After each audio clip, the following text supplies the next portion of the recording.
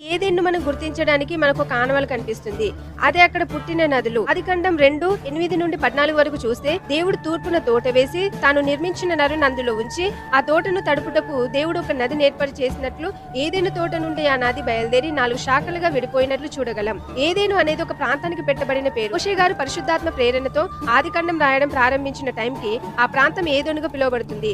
ఇశ్రాయేలీలు పాలుతేనెలు ప్రవహించు కానాను దేశం వైపు అడుగులు వేస్తున్నారు. బైబిల్లో తూర్పున తోట వేసి అని చూస్తాం. దీని ఆధారంగా కానానుకు తూర్పున శాస్త్రవేత్తలు పరిశోధనలు మొదలు పెట్టారు.